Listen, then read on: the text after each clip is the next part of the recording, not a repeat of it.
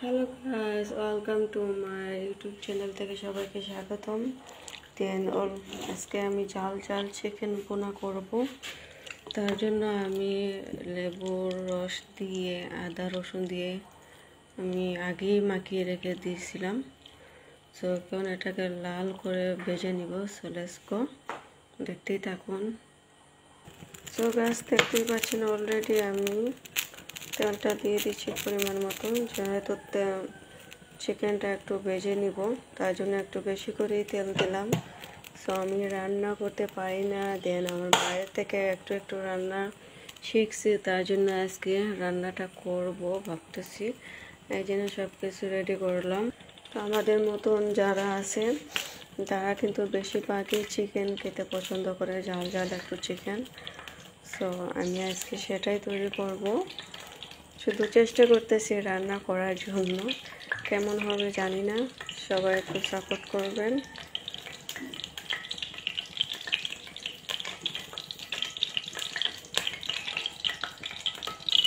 So guys, finally আমার তেলটা গরম হয়ে গেছে, তো আমি দিয়ে দিব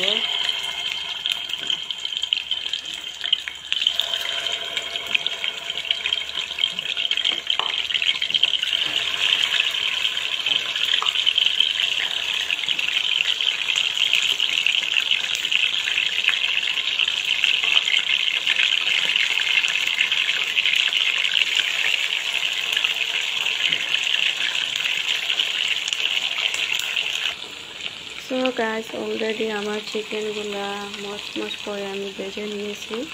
তার মধ্যে আমি অলরেডি অনেক ধরনের মশলা নিয়েছি, সাথে তরল দুধ। তো রান্নাটা কেমন হবে জানি না, সবাই একটু সাপোর্ট করবেন। আমি রান্না করতে পারি না, নিজে চেষ্টা করতেছি আম্মুর থেকে শিখে রান্নাটা আজকে রেডি করলাম। অবশ্যই সাপোর্ট করবেন সবাই।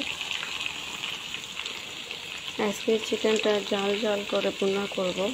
গাইস, অলরেডি আমার চিকেনটা ভাজা হয়ে গেছে, তো দেখতেই পাচ্ছেন। এখন আমি আদা রসুন দিয়ে দেবো একসাথে।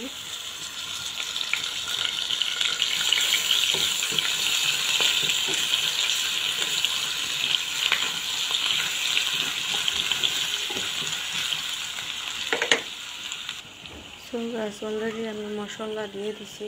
এইখানে আমি সব রকমের মশলা দিয়ে দিছি। তো এটাকে ভালোভাবে আমি কষিয়ে নিব।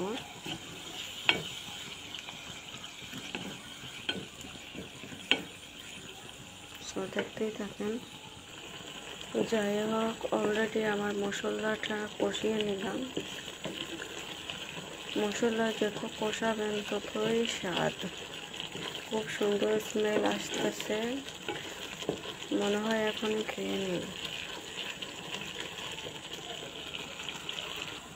সো দেখতেই পাচ্ছেন, এখন আমি এই চিকেনগুলো দিয়ে দিব, যেহেতু মশলাটা অনেকটা হয়ে আসছে।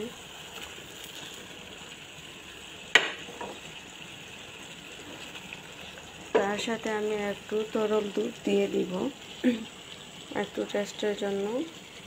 দেখতেই পাচ্ছেন অলরেডি তরল দুধ।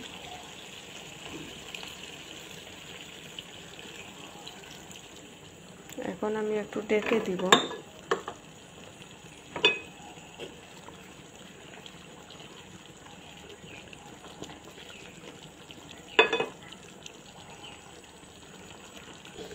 অলরেডি আমার ঝাল কষা বোনা অলরেডি হয়ে গেছে। দেখতেই পাচ্ছেন কত সুন্দর একটা কালার আসছে।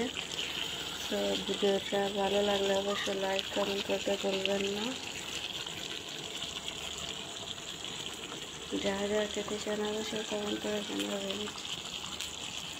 So thank you so much.